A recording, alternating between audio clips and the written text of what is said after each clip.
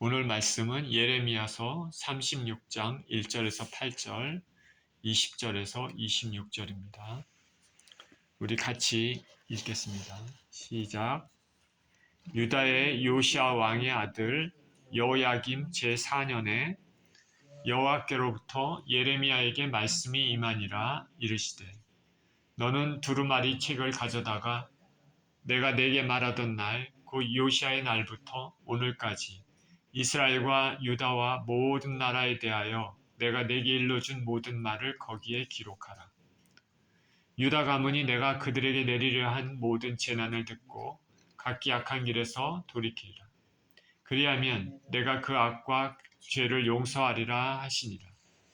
이에 예레미야가 네리야의 아들 바룩을 부르매 바룩이 예레미야가 불러주는 대로 여호와께서 그에게 이르신 모든 말씀을 두루마리 책에 기록하니라. 예레미야가 바룩에게 명령하여 이르되 나는 붙잡혔으므로 여호와의 집에 들어갈 수 없으니 너는 들어가서 내가 말한 대로 두루마리에 기록한 여호와의 말씀을 금식일에 여호와의 성전에 있는 백성의 귀에 낭독하고 유다 모든 성읍에서 온 자들의 귀에도 낭독하라. 그들이 여호와 앞에 기도를 드리며 각기 악한 길을 떠나리라. 여호와께서 이 백성에 대하여 선포하신 노여움과 분이 크니라. 네리야의 아들 바룩이 선지자 예레미야가 자기에게 명령한 대로 하여 여호와의 성전에서 책에 있는 여호와의 모든 말씀을 낭독하니라. 20절입니다. 그들이 두루마리를 서기관 엘리사마의 방에 두고 뜰에 들어가 왕께 나아가서 이 모든 말을 왕의 귀에 아뢰니 왕이 여우디를 보내어 두루마리를 가져오게 하매 여우디가 서기관 엘리사마의 방에서 가져다가 왕과 왕의 곁에 선 모든 고관의 귀에 낭독하니 그때는 아홉째 달이라. 왕이 겨울 궁전에 앉았고 그 앞에는 불 피운 화로가 있더라. 여우디가 서너 쪽을 낭독하면 왕이 면도칼로 그것을 연하여 베어 화롯불에 던져서 두루마리를 모두 태웠더라. 왕과 그의 신하들이 이 모든 말을 듣고도 두려워하거나 자기들의 옷을 찢지 아니하였고 엘라단과 들라야와 그마랴가 왕께 두루마리를 불사르지 말도록 아뢰어도 왕이 듣지 아니하였으며 왕이 왕의 아들 여라무엘과 아스렐의 아들 스레아와 압디엘의 아들 셀레마에게 명령하여 서기관 바룩과 선지자 예레미야를 잡으라 하였으나 여호와께서 그들을 숨기셨더라. 아멘. 말씀을 받는 자세라는 제목으로 말씀을 나누겠습니다. 기도합니다.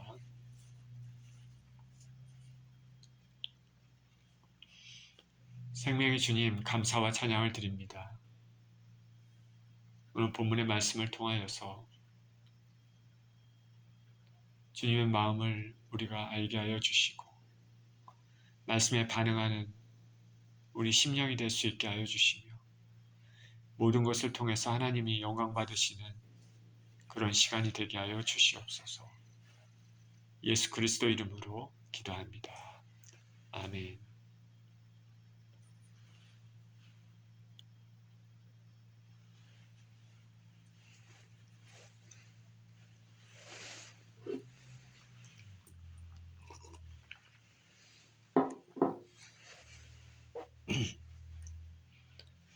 예수님의 부활하시고 승천하신 이후에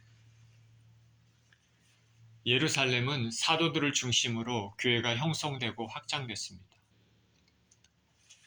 교회가 이렇게 커짐에 따라서 직분자가 생겨났습니다. 효율적으로 교회가 움직일 수 있도록 7 집사를 선임했습니다. 그 7 집사 중에 한 사람이 스데반 집사입니다. 성경에서는 그 스데반 집사를 성령이 충만한 사람이라 말합니다. 하나님의 뜻에 따라 교회가 커짐에 따라서 교회를 핍박하는 유대교 종교 지도자들도 그 핍박도 점점 거세졌습니다. 성령과 지혜가 충만한 스데반이 기적과 표적을 행하고 말씀으로 지혜롭게 예수 그리스도를 전했습니다. 그랬더니 교회를 박해하는 자들이 이에 반발했습니다. 특별히 그들은 스데반이 자신들의 그 죄에 대해서 지적하자 화를 내고 격렬하게 반대를 합니다. 그리고 자신들의 귀를 막고 돌로 쳐서 스데반을 죽였습니다. 말씀을 싫어하는 사람들은 말씀을 들을 때 귀를 막습니다. 얼굴을 돌립니다. 때로는 조롱도 하고 심지어 말씀을 전하는 사람들을 배척하거나 죽이기도 합니다. 오늘날 하나님의 말씀, 성경의 말씀을 얘기를 하면 조롱하는 사람들이 있습니다. 그리고 많은 사람들은 무관심합니다. 저기 중동 국가에서는 말씀을 전할 때 죽이기도 합니다. 그러나 하나님 말씀은 주어하는 영혼들에게 생명을 주는 말씀입니다. 살려주는 말씀입니다. 생명을 살 길을 열어주는 말씀입니다. 그러나 사람들의 영의 눈이 감겨 있어서 그 말씀에 반응하지 않는 사람들이 많이 있습니다. 조롱도 하고 때로는 말씀 전하는 사람을 죽이기까지 합니다. 우리는 그 말씀을 받을 때 그 말씀을 통해서 내 마음이 찔리고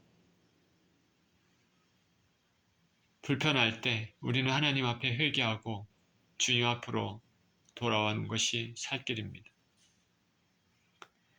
자신에게 쓴 말씀을 전했다고 멀리하고 배척하면 더욱더 주님과 멀어지게 됩니다.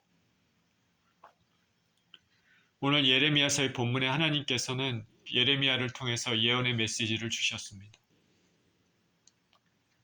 왕과 신하들이 그 메시지를 들었을 때 어떻게 반응을 합니까? 본문입니다. 본문 1절입니다.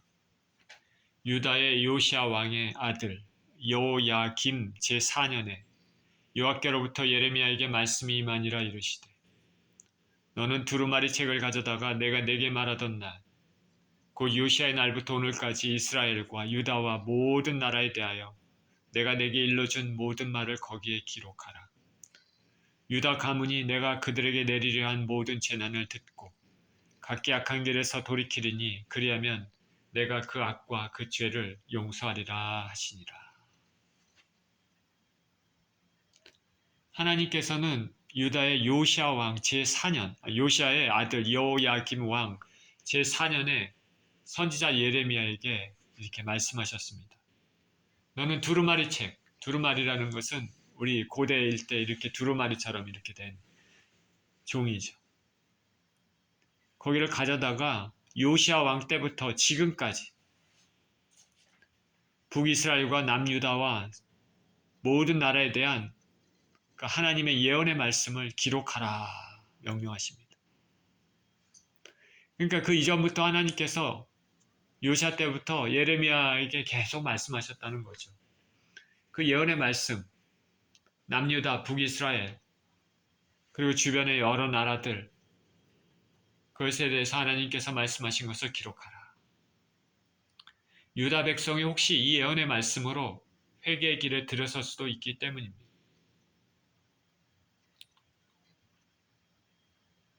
유다 백성이 만약 회개하면 죄를 용서해 주시겠다 말씀하십니다. 하나님께서는 벌써 죄가 만연하고 심판이 가까워 있다는 것을 알려주시는 거죠. 하나님은 심판하시기를 원하지 않으십니다. 회개하고 사람들이 살아나기를 원하십니다. 예언의 말씀을 다 기록해서 예언의 말씀을 통해서 혹시 그들이 죄를 회개하면 내가 심판을 거두겠다.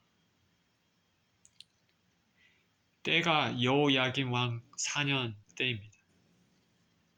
이 여호야김 왕 4년 때는 고대 근동에서 중요한 시점입니다. 이때는 세력을 크게 확장하고 있던 바벨론,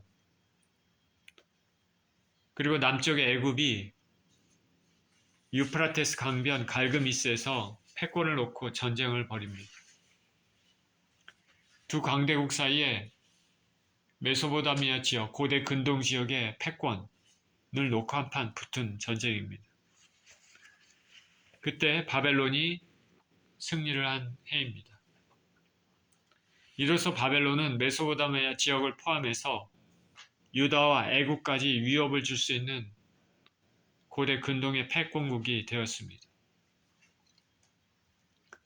자, 예상대로 전쟁에서 승리한 바벨론이 가만히 있을까? 그렇지 않습니다. 위에서부터 이제 밑으로 남하하면서 유다, 이스라엘, 유다, 애국까지 내려오려고 하는 것이죠. 유다가 있는 팔레스틴 땅까지 내려왔습니다. 바로 이때 하나님께서는 예레미야에게 두루마리에 지금까지 예언의 말씀을 기록하라 명하셨습니다. 하나님께서 말씀하신 예언의 말씀을 정확히는 알 수는 없지만은 바벨론을 사용해서 예루살렘과 유다의 심판이 임할 것이라는 메시지였을 것입니다. 바벨론은 악한 국가지만 하나님께서 그 악한 국가를 사용하셔서 당신의 백성, 택한 백성들의 죄에 대한 심판을 하시려고 하는 것이죠. 그런데 3절에서 말씀하신 것 같이 심판의 메시지는 심판 자체보다는 죄를 회개케 해서 용서하시고자 하는 하나님의 뜻이 담겨 있다는 것을 우리는 알아야 됩니다. 유다 가문이 내가 그들에게 내리려 한 모든 재난을 듣고 각기 악한 길에서 돌이키리니 그리하면 내가 그 악과 죄를 용서하리라. 지금도 세상에는 악이 만연합니다. 가장 큰 악은 이 세상을 창조하는 하나님, 자기 자신을 창조하는 하나님을 외면하고 버리고 주님 앞에 나오지 않는 죄가 가장 큰 죄입니다. 다른 어떤 죄보다도 가장 큰 죄가 주님을 찾지 않는 죄입니다. 이 세상에 수많은 사람들이 그런 죄를 짓고 있는데 하나님께서는 어찌하든지 심판보다는 살리시기를 원합니다. 그래서 예수 그리스도의 복음이 온 세계에 편만이 전파되기를 원하고 사람들이 그 복음에 반응하기를 원하고 그래서 하나님 앞에 나오기를 원하고 살기를 원하십니다. 하나님께서는 진노 중에서도 회복의 길을 열어주십니다. 4절입니다. 이에 예레미야가 네리야의 아들 바룩을 부르매 바룩이 예레미야가 불러주는 대로 여호와께서 그에게 이르신 모든 말씀을 두루마리 책에 기록하니라. 예레미야가 바룩에게 명령하여 이르되 나는 붙잡혔으므로 여호와의 집에 들어갈 수 없으니 너는 들어가서 내가 말한 대로 두루마리에 기록한 여호와의 말씀을 금식일에 여호와의 성전에 있는 백성의 귀에 낭독하고 유다 모든 성읍에서 온 자들의 귀에도 낭독하라. 그들이 여호와 앞에 기도를 드리며 각기 악한 길을 떠나리라. 여호와께서 이 백성에 대하여 선포하신 노여움과 분이 크니라. 네리야의 아들 바룩이 선지자 예레미야가 자기에게 명령한 대로 하여 여호와의 성전에서 책에 있는 여호와의 모든 말씀을 낭독하니라. 자, 하나님께서 예레미야에게 명령을 내렸기 때문에 예레미야는 하나님 말씀을 기록하기 위해서 바룩을 불렀습니다. 이 바룩이란 사람은 예레미야의 개인 비서 혹은 서기 역할을 했습니다. 그는 하나님께서 예레미야에게 주신 모든 예언의 메시지를 예레미야 입에서 받아서 두루마리 책에 기록했습니다.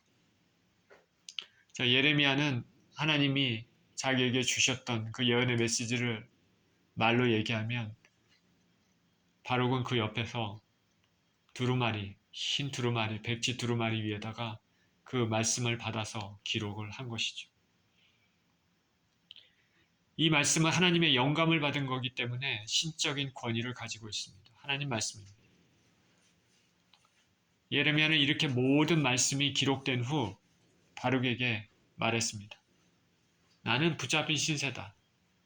그렇기 때문에 너가 여호와의 집에 들어가서 이 두루마리에 기록된 하나님 말씀을 금식일에 성전에 있는 백성의 귀에 들리게 하고 유다의 다른 성읍에서 온 자들의 귀에도 들리게 하라 말했습니다. 예레미야가 자신은 붙잡힌 심세다라고 얘기를 하고 있는데 이 붙잡혔다는 것은 어디 감옥에 감금됐다는 게 보다는 여호야김 왕하고 그 많은 백성들과 지도자들로부터 미움을 받고 있기 때문에 성전 출입이 금지된 상태를 말한 것으로 보입니다. 뒤에 19절 26절에서 예레미야 바룩은 스스로 숨을 수 있었다 말하고 있는데 그러니까 감옥에 갇힌 것이라기보다는 왕이 예레미야를 미워하고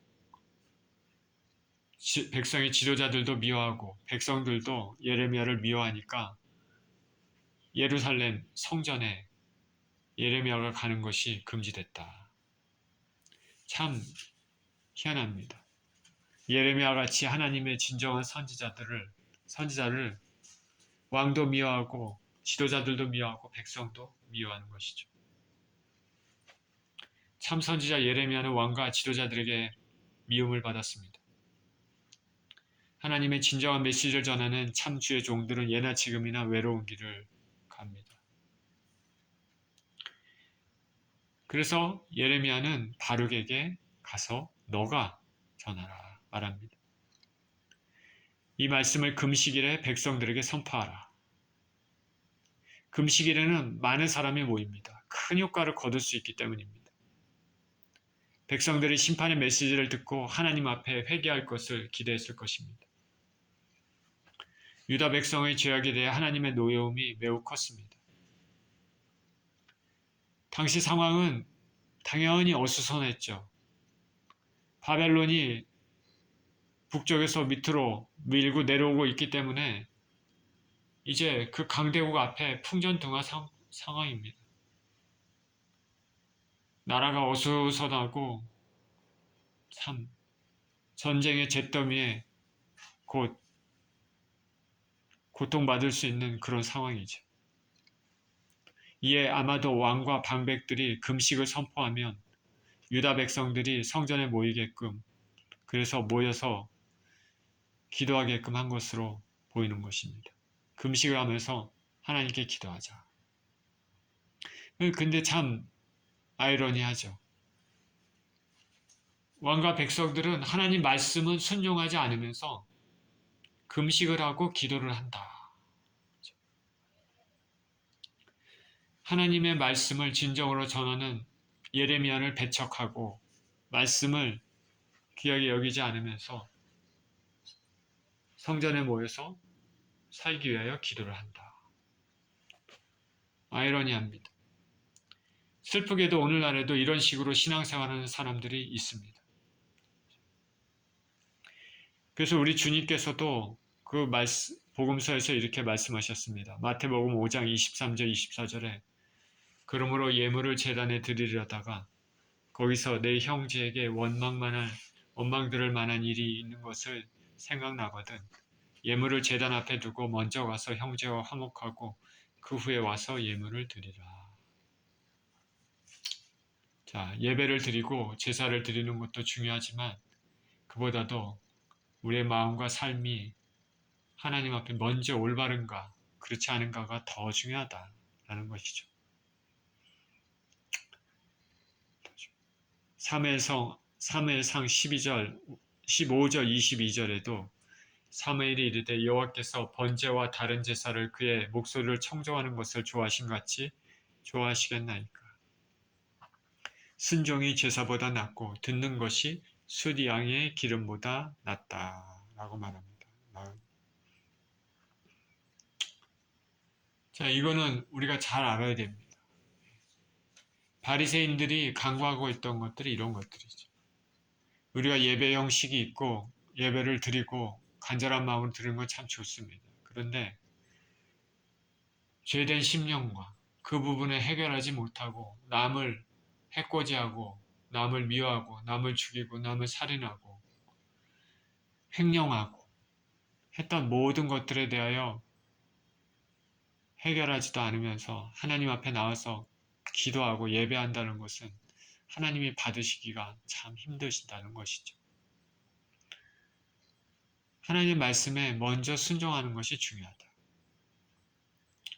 그래서 우리가 하나님을 위해서 많은 것을 하는 것도 좋지만은 죄를 짓지 않는 것이 더 중요하다. 주님 말씀대로 따라가려고 살아가려고 하는 그것이 더 중요하다.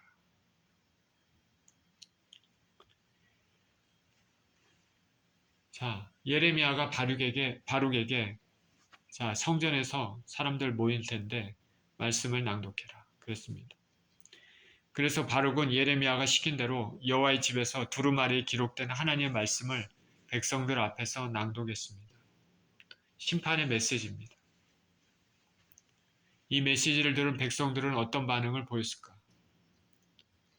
아, 우리가 하나님 앞에 죄를 저지르고 죄악이 크니까 회개하고 하나님의 도움을 구하자. 그렇게 했을까? 아니면 나라가 이렇게 풍전등화한데 위태위태한데 어수선한데 여기에 기름을 붓듯이 멸망의 메시지를 선포하고 그러고 있느냐? 반역행위를 하는 건 아니냐? 이렇게 생각했을까? 하나님께서는 전자의 반응을 기대하셨겠죠. 회개하고 하나님께 도움을 구하자라고 기도하기를 원하셨겠죠. 그런 의미에서 예언의 말씀을 주셨습니다. 하나님께서는 심판을 쉽게 행하시기보다는 그 전에 거듭거듭 죄가 있는 곳에 회개할 수 있는 문을 열어놓으셨음을 알 수 있습니다. 회개할 기회가 있을 때 돌이키는 것이 심판을 면하는 길이죠. 예수 그리스도를 믿고 영생을 얻는 길은 회개를 통해 그의 피로 죄사함을 받아야 됩니다. 회개가 이만큼 중요합니다. 그러나 회개도 때가 있죠. 우리는 우리 죄가 얼마나 많은지 모르고 그렇기 때문에 모든 죄를 회개하기는 불가능할 것입니다. 저나 여러분이나 지은 죄들이 얼마나 많겠습니까? 우리가 이 땅을 살면서 하나님 앞에 지은 죄들이 수많은 죄들이 있는데 우리가 영적인 깨달음이 있어서 하나님 앞에 죄송함을 느끼고 주님 앞에 그 죄들을 하나하나 회개할 수 있습니다. 그러나 우리가 지었던 그 수많은 죄들은 다 기억할 수가 없습니다. 정말 하나님이 우리를 정말 고치시길 원하고 살길 원하고 우리가 그 마음의 준비가 됐다면 하나님께서 그거를 성령을 통해서 깨닫게 해주시겠죠. 어떤 전도사님은 이런 얘기를 했습니다. 자기 죄가 얼마나 많은지 모르고 잘 모르기 때문에 10년 간격으로 끊어서 죄를 회개했다 이런 얘기도 합니다. 생각을 해보고. 우리는 우리 죄가 얼마나 많은지 모르고 그렇기 때문에 모든 죄를 회개하기가 불가능할 것입니다. 그러니 하루가 지나기 전에 그날에 있었던 일들을 생각하면서 기도하면서 하나님께 잘못을 말하고 돌이키는 습관을 들여야 됩니다. 이런 회개는 이 땅에서만 가능합니다. 이 땅을 떠나고 나면 회개 기회가 없고 그렇기 때문에 언제나 주님 앞에 이 땅을 살아갈 때 거룩한 삶을 살아야 될 것입니다. 20절입니다.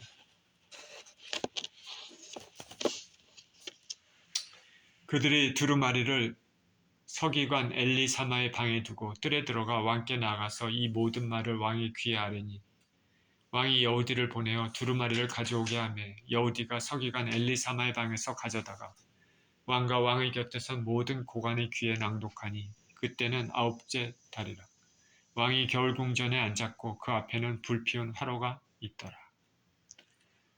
자, 바룩은 예레미야가 말한 대로 그 성전에 가서 그 백성들 고관들 그리고 백성들 앞에서 그 예언의 말씀을 메시지를 선포를 했습니다. 자, 그것에 대해서는 우리가 아직 읽질 않았는데 오늘 쭉 이제 건너뛰고 지금 20절이죠. 그렇게 메시지가 선포되고 난 이후의 일들에 대해서 말하고 있습니다. 메시지가 선포된 이후에 바룩이 낭독한 하나님의 말씀을 적은 그 두루마리를 이 방백들이 바룩으로부터 받아서 서기관 엘리사마의 방에 이렇게 두었습니다. 하나님 말씀이죠. 그것을 받아서 엘리사마의 방에 두었는데, 그리고 뜰에 들어가서 여호야김 왕에게 이 모든 말들을 알렸습니다. 그 메시지가 선포될 때 여호야김은 거기에 같이 있지 않았던 것으로 보입니다. 백성들과 방백들만 들은 것이죠. 자, 그 두루마리의 예언의 말씀은 서기관 엘리사마 방에 두고 이제 왕에게 가서 이 모든 일들을 얘기를 했는데, 방백들이 이렇게 한 이유가 있습니다. 왜냐하면 당시에 예레미야 말고 우리야라는 선지자도 있었습니다. 그도 예레미야와 같이 유다와 예루살렘의 심판을 예언했었습니다. 이에 왕이 못마땅하게 여겨서 여호야김 왕은 그를 죽이려고 했습니다. 그래서 우리야는 두려워서 애굽으로 도망갔습니다. 그러자 왕은 체포조까지 애굽까지 보내서 그를 끌어와서 죽였습니다. 그러니까 이런 왕의 마음을 신하들은 잘 알고 있기 때문에 방백들은 예레미야로부터 나온 심판의 메시지가 담긴 두루마리를 왕의 손에서 안전하게 지키려고 했을 것입니다. 그러나 여호야김은 예레미야의 두루마리가 엘리사마의 방에 있다는 것을 어떻게 알았습니다. 누가 얘기했는지 그것을 알았습니다. 그래서 여우디라는 사람을 보내서 두루마리를 가져오게 했습니다.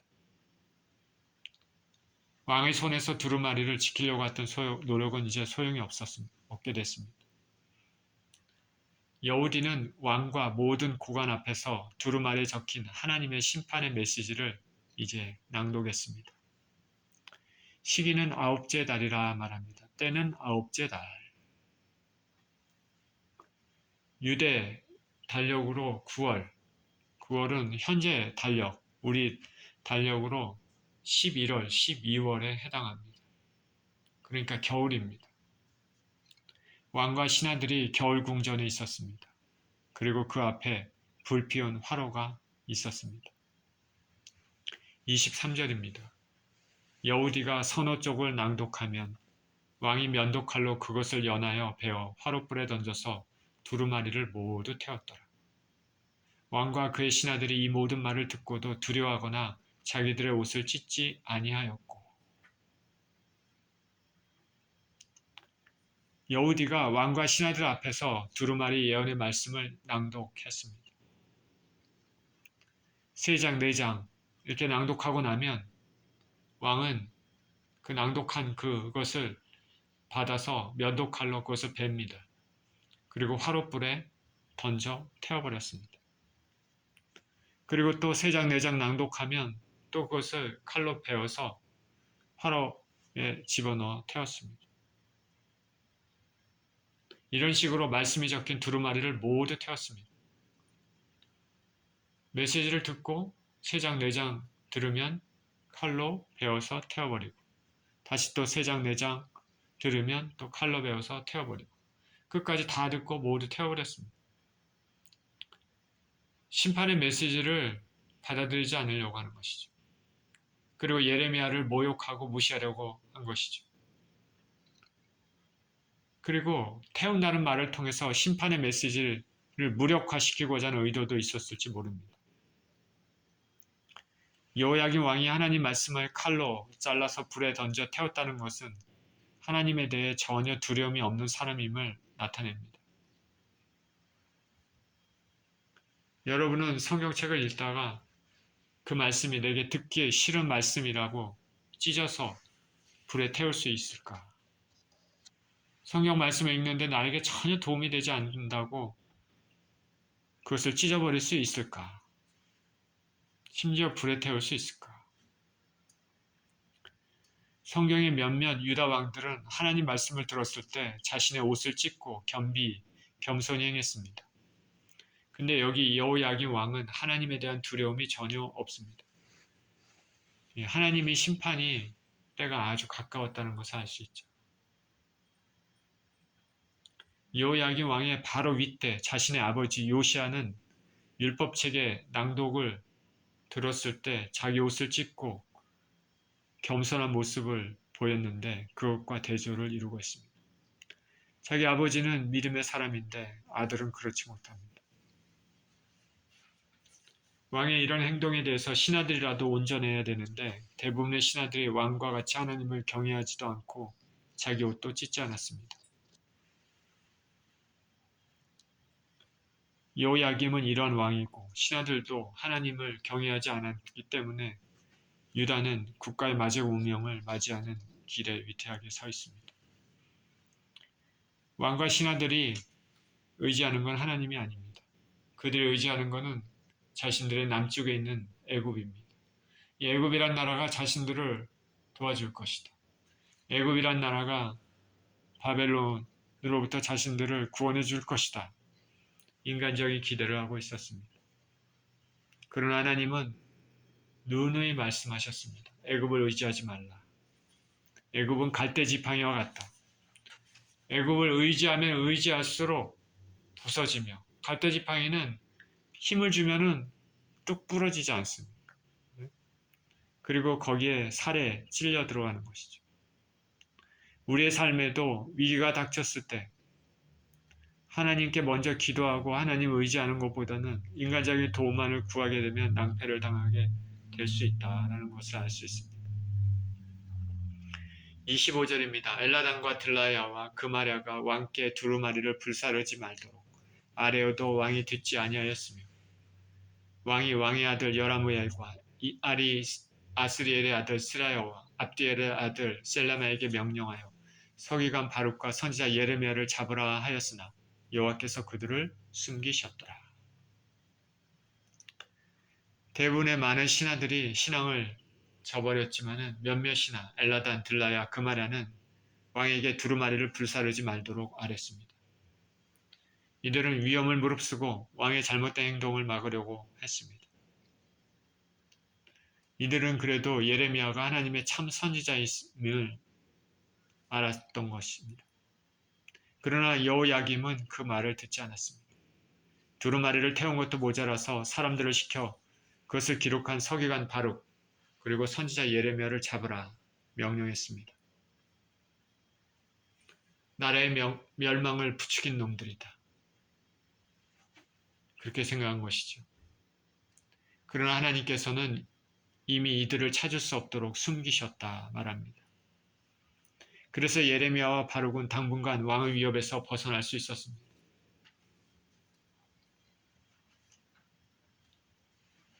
그리고 일정 시간이 지난 후 아마 오래되지 않았을 것인데 예레미야는 다시 자유롭게 활동할 수 있었습니다. 아마도 여호야김 왕이 오래지 않아서 예레미야를 잡아오라는 명령을 철회한 것으로 보입니다.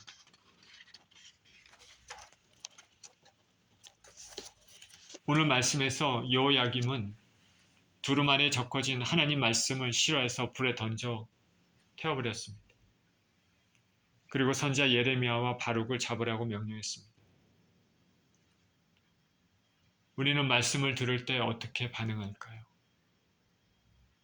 그 말씀이 비록 자기가 듣고자 하는 바가 아니더라도 겸손히 자신이 말씀을 비춰보고 삶의 행실을 돌아보는지 아니면 여호야김 왕처럼 말씀에 대해서 적대적으로 반응하고 그 말씀을 한 사람도 적대적으로 대하고 있는지 아니면 말씀을 들어도 아무 생각 없이 한 귀로 듣다 한 귀로 흘려보내는 그런 반응을 보이는지 말씀 자체에 아예 관심이 없는지 생각해 봐야 되겠습니다. 여호야김은 답답한 현실 앞에서 하나님 앞에서 겸손해야 됩니다. 바벨론 침략과 그로 인해서 공고,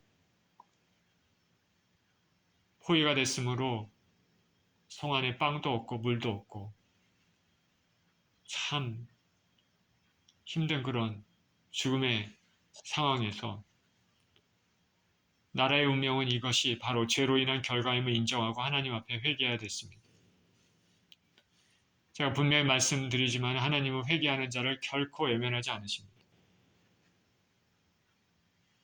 선조의 히스기야 왕 때는 나라가 곧 멸망 직전이었지만은 히스기야는 하나님 앞에 회개하고 도움을 구했습니다. 선지자 이사야를 통해 하나님의 긍휼을 구하고 성전에서 기도했습니다. 그 결과 하나님은 아수르 군대를 치셨고 그 강대국 앗수르는 수치심을 느끼고 돌아갔습니다. 퇴각했죠. 예루살렘과 유다가 존속하게 됐습니다. 선조 때 이런 역사가 있습니다. 그리고 멀지 않은 때입니다. 이제 여호야김은 그 앗수르와 같이 이제 또 다른 강대국 바벨론 앞에 똑같은 상황에 닥쳐 있지만 절대절명의 위기 앞에서 오히려 하나님을 멀리했습니다. 이사야 히스기야 때 이사야 선지자가 있는 것처럼 여호야김 왕 때는 예레미야 선지자가 있습니다. 자, 하나님 앞에 기도하고 선지자를 통해서 같이 기도하며 의지하고 회개하면 됐는데 그러나 배척했습니다. 하나님 의지하지도 않고 예레미야 선지자를 체포했습니다. 싫어했습니다. 회개하지도 않았습니다. 심판의 메시지를 싫어하고 두루마리를 불태웠습니다. 속으로는 하나님보다는 애굽을 의지하자. 애굽이 도와줄 것이라 생각했습니다. 이 똑같습니다. 이사야 때, 또 지금 현재 예레미야 때 똑같습니다. 상황이. 그러나 왕과 신하들의 그 반응은 완전히 반대입니다. 한 아이를 키우는 어머니가 있습니다. 그런데 이 아이를 학교에 보내면 공부는 하지 않고 매일 놀기만 하며 집에 오면 게임만 한다고 생각해 보십시오. 자녀를 사랑하는 어머니는 훈계를 합니다. 그러나 아이는 말도 듣지 않고 오히려 자기 잘못을 인정도 않고 고집스럽게 하던 것들 계속 한다면 어떻게 될까? 더 나아가 어머니에게 대들기까지 하면 어떻게 될까? 결국 그 아이는 학교도 제대로 졸업을 못하거나 졸업한다 하더라도 미래가 없는 인생을 살게 될 것입니다.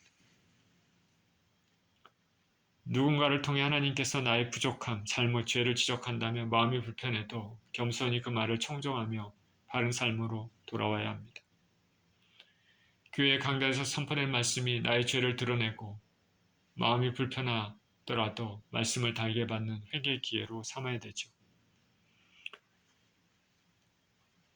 귀에 달콤한 말만 들어서는 안 되죠. 우리는 축복받으십시오. 번창하십시오. 라는 메시지를 듣고 싶어 합니다. 특별히 이 땅에서 축복을 받고 이 땅에서 번창하고 이 땅에서 정말 아무런 근심 걱정 없이 살라고 하는 그런 메시지에 대해서 참 좋아합니다. 그렇지만은 우리를 돌아볼 수 있는 회개의 메시지가 영적으로 더 유익하다는 것을 알아야 됩니다. 성경에서는 잔치집보다는 초상집에서 우리가 더 많은 것을 배울 수 있다 얘기합니다. 쉽지 않은 인생에서 하나님의 도움을 반드시 구해야 되지만은 그 구하는 것이 자신의 육체의 소욕과 이기심을 위한 것이어서는 안 되겠습니다.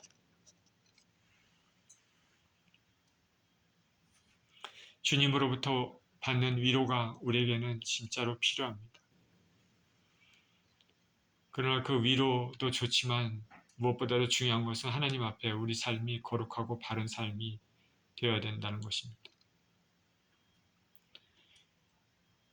자, 우리가 확실히 알아야 될 것은 인생의 가장 큰 성공은 천국에 가는 것입니다. 이 땅의 삶은 일시적이고 천국은 영원합니다. 이 땅의 번영은 삶이 편안함을 줍니다. 그러나 잘못하면 우리가 온전하지 못한 상황에서 이런 것들을 받으면 주님과 멀어질 가능성이 많고 천국행에 걸림돌이 될 가능성이 많습니다. 천국은 그런 것을 통해서 가지 않습니다. 죄의 문제를 해결해야 되지만 해결해야 되고 회개를 통해서 예수님 앞에 순전한 믿음으로 갈 수 있는 것입니다. 저는 저와 여러분들이 거룩한 삶을 살아서 영원의 삶에 잘 되길 원합니다. 그리고 이 땅의 삶에도 평강의 삶을 누리며 살게 되기를 원합니다. 저와 여러분이 거룩한 삶을 통해서 영원한 삶에 잘 되기를 원하고, 그리고 이 땅의 삶에도 하나님이 주시는 평강이 있기를 원합니다.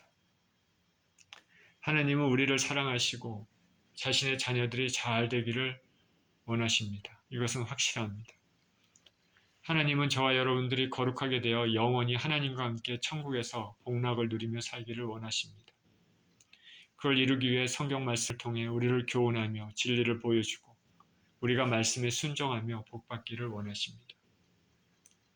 하나님의 말씀을 마음으로 받고 올바른 거룩한 행실로 사시는 저와 여러분 모두 되시기를 예수 그리스도 이름으로 축원드립니다. 기도하겠습니다.